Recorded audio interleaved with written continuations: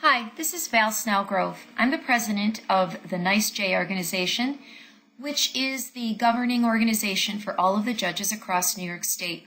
I'll be taking you through a module today that incorporates stunts, tosses, and pyramids, the indicator reference sheet, the majority grids, the cheer and overall performance, as well as the expectations around skill sheets.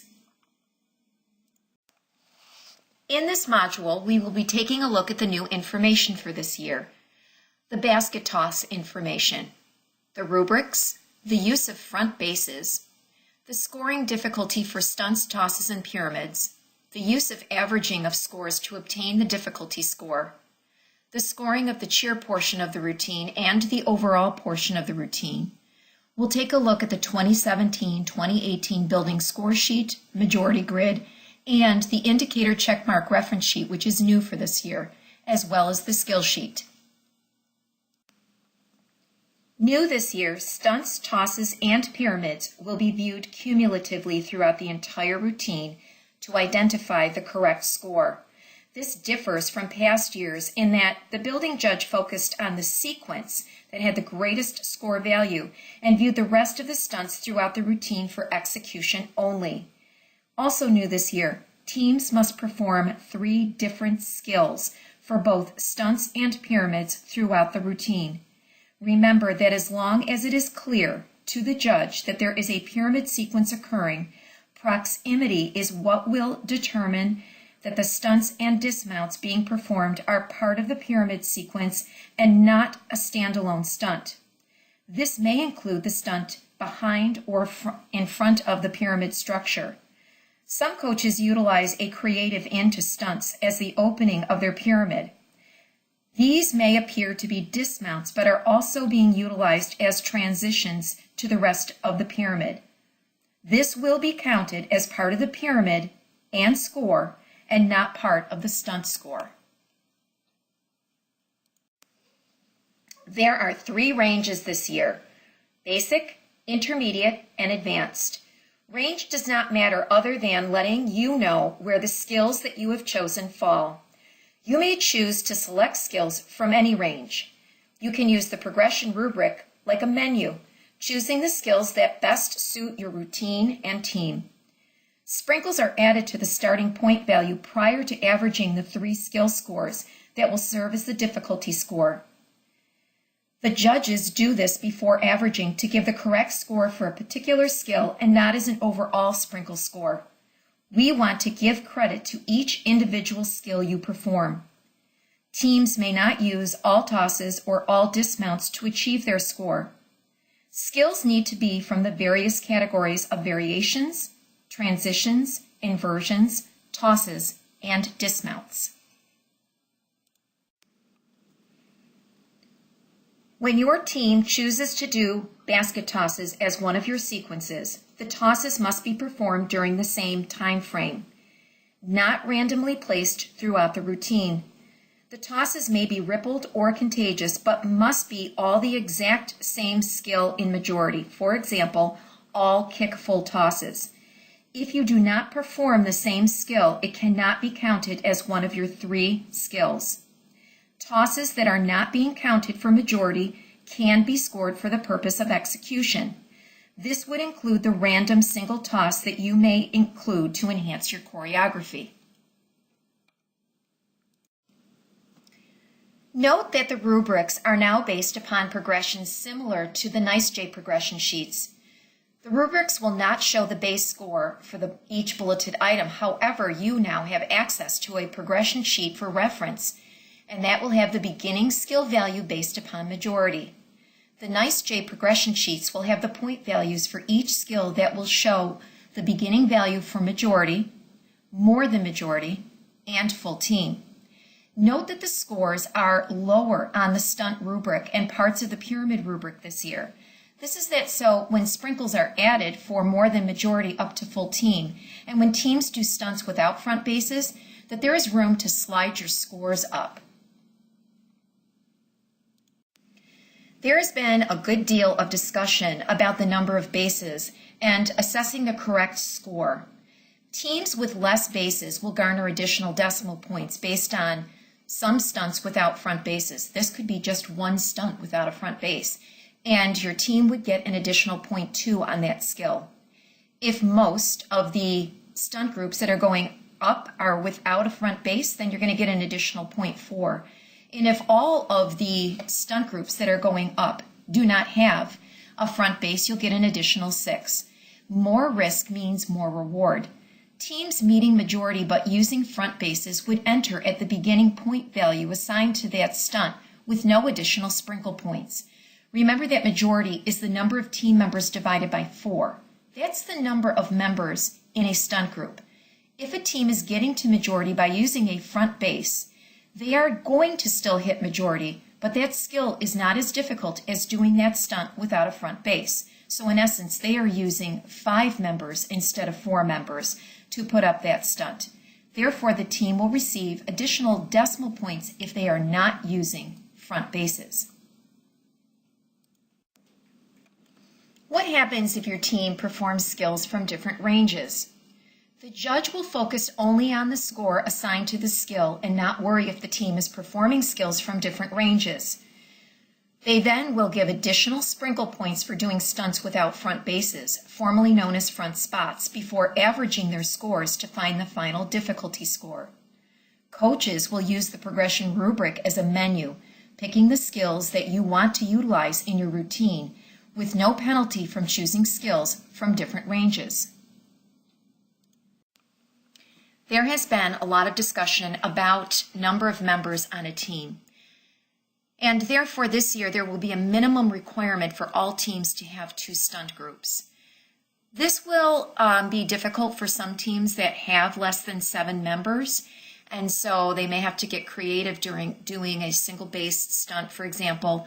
But we really want to encourage coaches to make sure that they are including the number of team members that reflect the number of people that try out for their teams or they invite to try out for teams. The cheer committee really is interested in increasing the number of members on the team versus the decrease that we have been seeing over the last couple of years. We think that coaches are really cognizant of the rubrics, and perhaps that has influenced the number of team members that they're putting on their team. We don't think it really means that the interest in cheerleading has waned, but we kind of feel like one has fed the other, in that the rubrics may be driving coaches into thinking about or rethinking about how many they take on a team to be able to max out their scores on the rubrics. So we are encouraging you as coaches prior to tryouts to really try to get as many people out for your tryouts as possible and increase the size on your teams. So for this year, there is not a limit of the least number of members that can be on a team, but as you can see, there is a minimum of 2 stunt groups. So that does signal to you that you should have at least 8 members on your team. If you aren't able to get 8 members, you're not going to get a 0. So let's take you through what's going to happen if there are less than 2 stunt groups. So there's going to be a minimum requirement for all teams to have 2 stunt groups.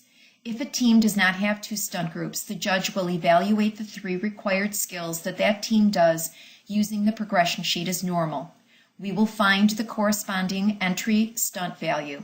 We will not add any sprinkle points. We're just going to use that entry stunt value listed first on our progression sheet.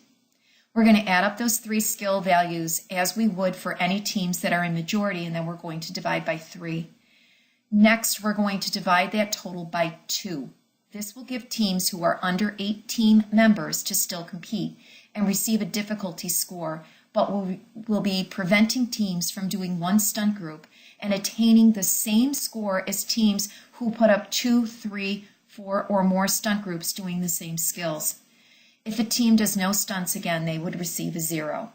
We actually saw this at state last year where a team came in with 5 team members, and they scored quite well because they didn't have to do anything with synchronization, and they were able to do 1 skill and get the same score as somebody who was putting up 3, 4, or 5 stunt groups. So we had to relook at how we are scoring teams across the continuum, and really wanting to encourage more membership on teams in New York State.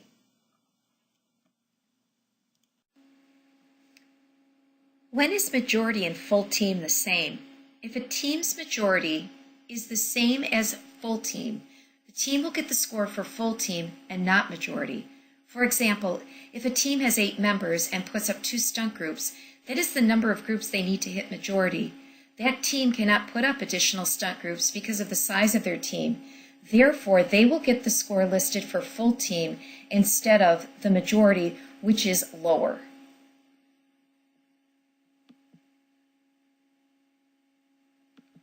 What if your team only does 1 or 2 skills? This could be a choreography error on your part, so make sure that you are checking your entire choreography from beginning to end, that you have 3 different skills for stunts and 3 different skills in your pyramid.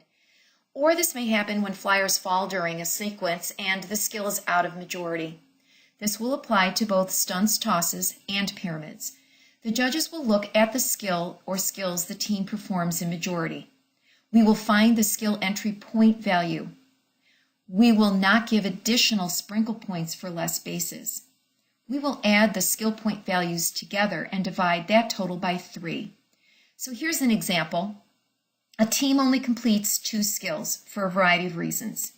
A 9.1 and a 9.5 gives us an 18.6. We're going to divide that by 3. And your difficulty score will be a 6.2. You only did 2 skills of the 3 required skills. That is why we are still dividing by 3, and you're not getting a 0. So there's the silver lining. A 9.5 means that only 1 skill was witnessed by the judge, and so it's going to be divided by 3 because it's only one of the skills of the 3 that were required that are observed. And so the difficulty score is a 3.2 versus receiving a 0. The only time zeros are going to be given is if a team does not do any stunts or any pyramid. Stunt scoring. Judges will look at what the team is performing. They look to see if the skill is in majority, more than majority, or being performed with the full team. They look to see if the team is using front bases in any of their stunt groups. The judge records if the team is using front spots or bases on all of their stunts, some of their stunts, or not using front bases on any of their stunts. For some of their stunts, there would be an additional 0.2 added to that skill score. For most of the stunts, not using front bases would be an additional 0.4, and if all of the stunts are not using front bases, the team would receive an additional 0.6 for that skill. The judge adds up the 3 scores together and divides that total by 3. That will be the difficulty score you will see on your score sheet. The only difference for pyramid scoring is that the judges are going to look to see if the team has 75% of the team minimally involved in the skill. They will also look for 3 different skills being performed in the pyramid section. Looking again if there are going to be front bases or not, the judge will then take the 3 highest scores, add those 3 scores together, and divide by 3. That will give the difficulty score for pyramids. A new structure occurs after any transition. Transitions must end at the extended level, not at the prep level, for the structure to be counted. A transition can occur when the flyer's feet leave the hands of the bases, so switch-ups and tick-tocks are examples of this, or when the stunt moves up or down, as in bump downs and press-ups. These are just some of the examples of transitions. Non-release transitions, such as bump downs or press-ups, are when a top person is moved from one stunt to another while maintaining physical contact with original bases, new base or a post. And release transitions or release pyramids transitions are when a top person changes from one stunt to another, including loading positions, during a temporary loss of physical contact with his or her bases. These are defined in the National Federation of High School Spirit Rules book. If a dismount skill is being used within the pyramid, it can be counted as a transition rather than as a dismount for stunts.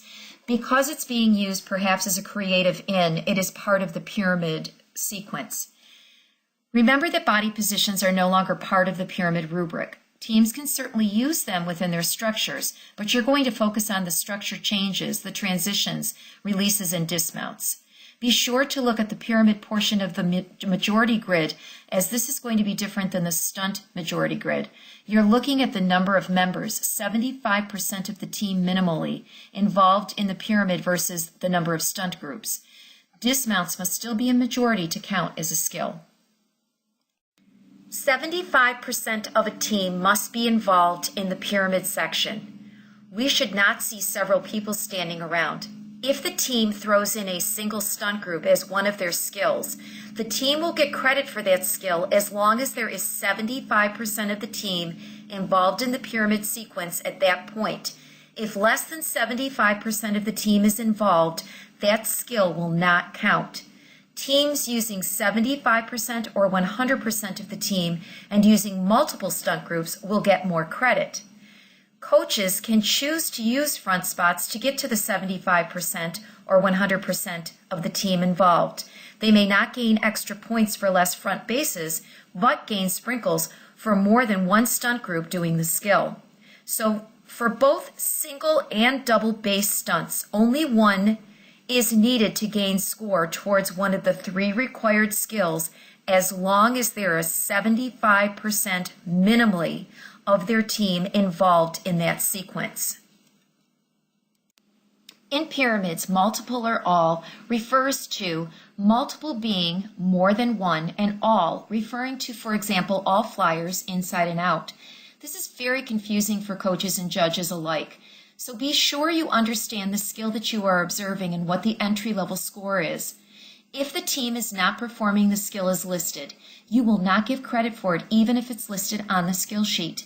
Remember that the skill sheets do not go back to the coaches after the competition, regardless of if you are asked.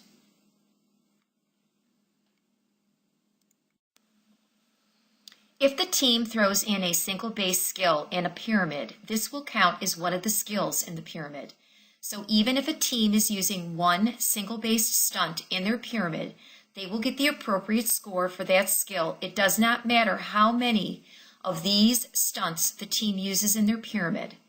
Don't forget to focus on the load into the stunt to be sure you are assigning the correct score based upon assisted, the flyer has help entering the stunt, or unassisted. The base and the flyer are the only persons involved in the load. If there is a hands-on front base or side base, the stunt is not considered a single-based stunt. What happens if a team throws in a single stunt group as a skill into a pyramid? This is also going to count as one of the skills in the pyramid. However, judges, you need to be looking for 75% of the team involved and engaged in the pyramid sequence itself. Simply putting up one skill will get you into the entry range, but will not garner a higher score.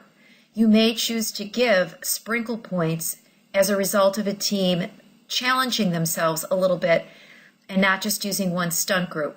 Teams using 75% or 100% of the team and using multiple stunt groups will get more credit. A reminder to coaches about the cheer. If the cheer does not meet the minimum requirement, the team will receive a 0 in the cheer category. New for this year, there is a minimum requirement of 30 seconds of a crowd effective cheer, that is versus 15 seconds from last year. The cheer must be consecutive and cannot include music or a backbeat. That means the cheer cannot be in different parts of the routine, but must happen in one time frame. If the team performs their cheer with music or a backbeat, they will receive a 0. The cheer can be at the beginning or the middle of the routine. The time between the cheer and the music portion, which is not scored, is called downtime, and that is a requirement. It is a maximum of 15 seconds and a minimum of 5 seconds. Remember, you cannot use a chant or motions or music during that downtime. So remember, as you are choreographing your routine, that there is a required downtime.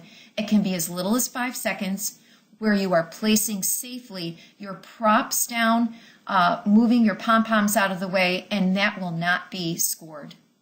The indicators for the cheer are consistent levels of inflection. This is how your team raises or lowers their voice for effect. And consistent levels of enunciation. Are your words clear? Are they distinct? Your pace. Think Goldilocks. Is my team going too fast, too slow, or am I just right? This is cautionary if you only choreograph a 30-second cheer and your team's adrenaline is going during the routine at a competition. The chances are they're not going to hit that 30-second mark. We ran into this dozens of times last year where teams did not hit 15 seconds. When they practiced it, they were at 15 seconds, but coming into a competition, they were under 15 seconds. So making sure that you really choreograph more than 30 seconds for your cheer, that so should your team go a little bit faster, you're still going to be hitting that requirement.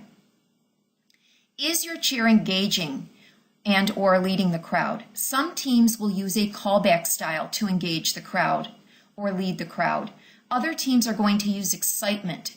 They're going to lead the crowd through excitement, and the crowd becomes very, very enthusiastic about what they're doing on the team. Judges will not use a bias whether or not a team is using engagement or if they're leading the crowd. Use of skills. You may choose to use stunts, tumblings, or jumps to enhance your cheer. If you do this, it ups the value of your difficulty in the cheer because it's really hard to do stunts or tumbling or to jump while you are cheering. Optional use of props.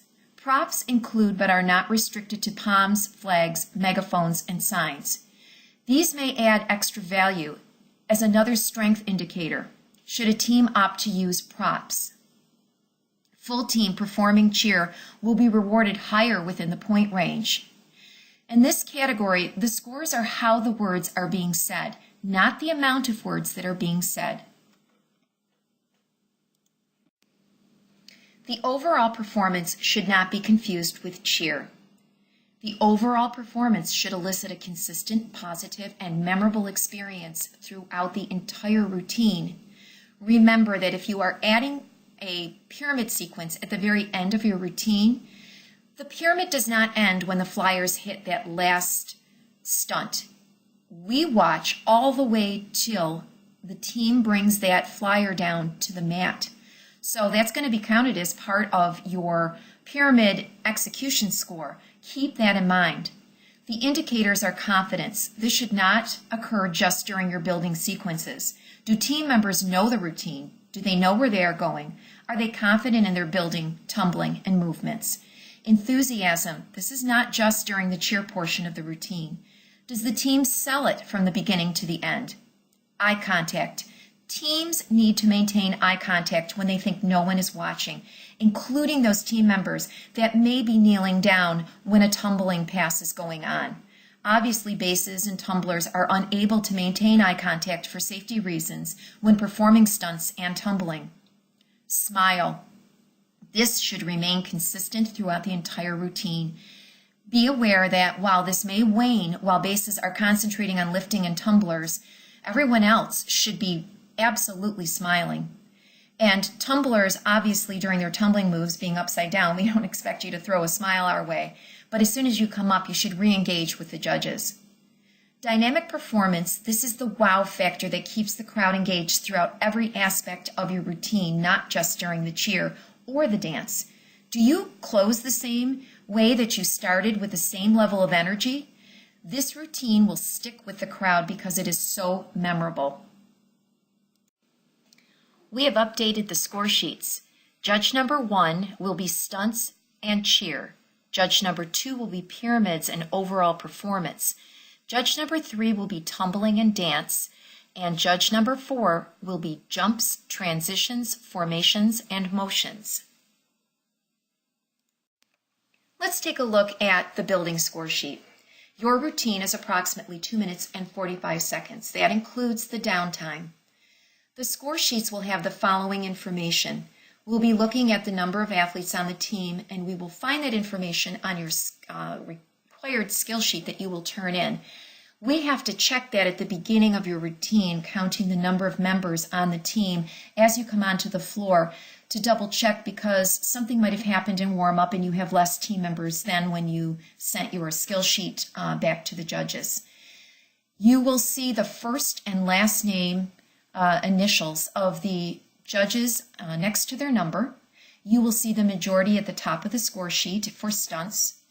We are going to record the 3 highest skills performed in majority or more than majority that you are getting actually judged on for that difficulty score. You will have a variety of skills within your routine, but we will be giving you the 3 highest skills performed. We're also going to be checking all of the indicators off at the bottom for the strengths that your team shows throughout the routine in the areas that you are being judged on a particular score sheet.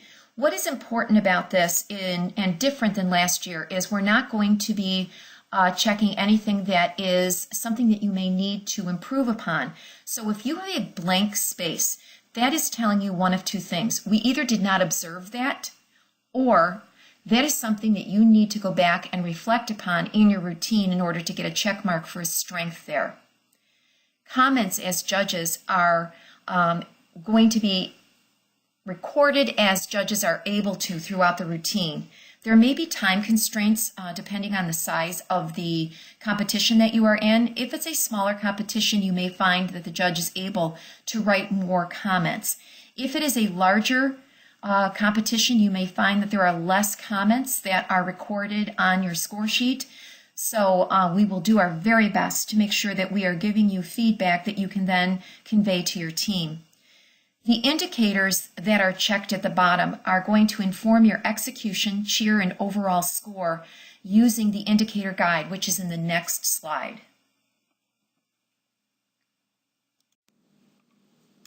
The indicator checkmark reference sheet is new this year, and it is for the sole purpose of helping the judges become more consistent and precise with their execution scores and when scoring areas that only have indicators and are not split between difficulty and execution.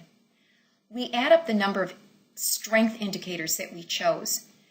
We remember that this is based on strengths, and we have to check off all of the indicators that show the positive aspects of your team's performance. We then go to the indicator reference guide that have all strengths, and we look at the score accordingly. We are certain that we are making comments to support scores that we are giving. We want to look on the score sheet to see the number of indicators for that skill, cheer, or overall performance. The number of indicators appears at the top of the column for the area of in parentheses, and this will direct us to put the number on the indicator reference sheet. We use the checkmark reference sheet to find our range. We determine the score based on the majority of the team, most of the team, or full team having those strengths. We do not have to have the same score as our scoring partner, which is very important for coaches to understand. We might not even be in the same range, but we need to be aware of each other's scores so that we are not miles apart. So we are going to attempt to stay within 2 full points of one another. This is different than last year.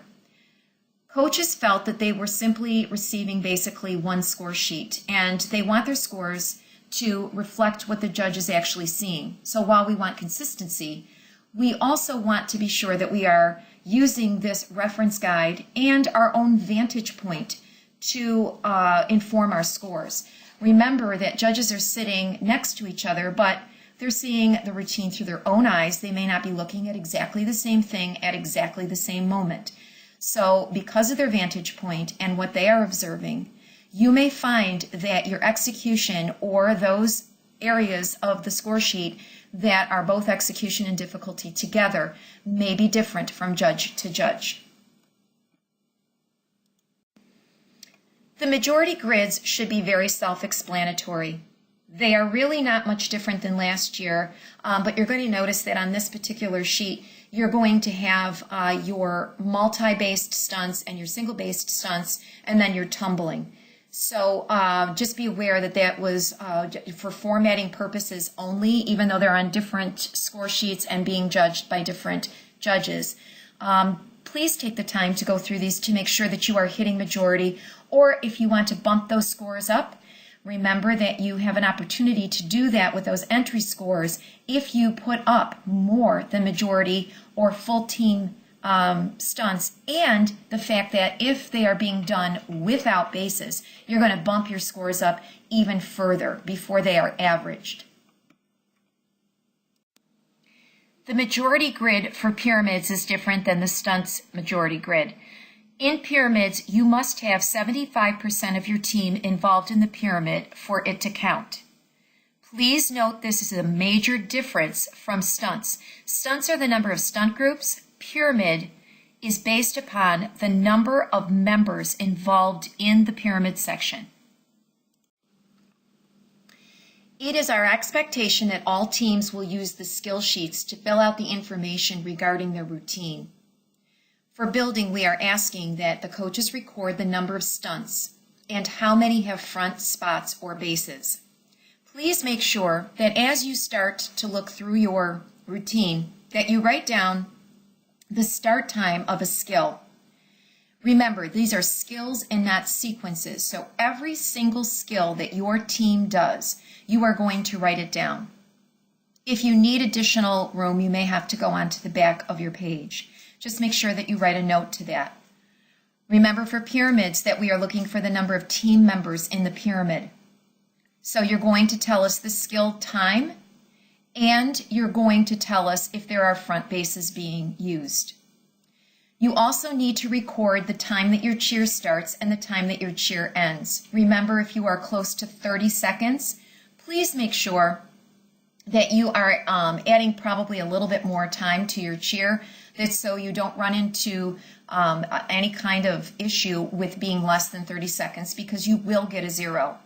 The downtime start and the downtime end, remember, we will not be judging that.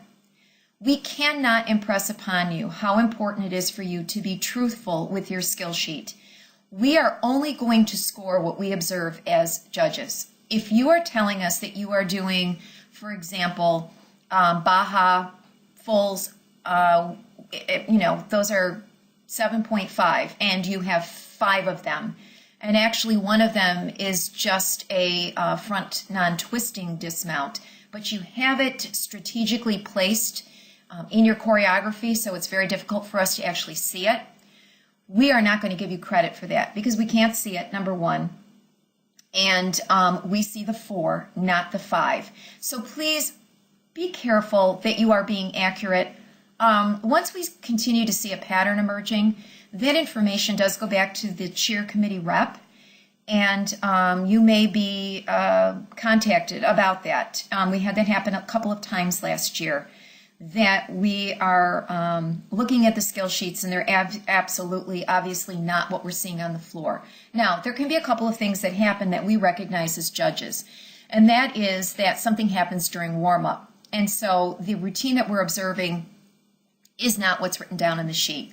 But it is really incumbent upon the coaches to make sure that they are being accurate and truthful with these skills, and that you have a good knowledge of where those skills are, so you're not surprised by your scores. So please make sure that you have these up to date. If you need to, you can make these back into a Word document, or you can use Adobe to write right on the skill sheets. They need to be legible and neat when you hand them in, and make sure that you're constantly updating them as changes occur for your routine from week to week or competition to competition. The NYSSFA Cheer Committee and the NYSJ are looking forward to the 2017-2018 seasons. We hope that this presentation has answered some of your questions.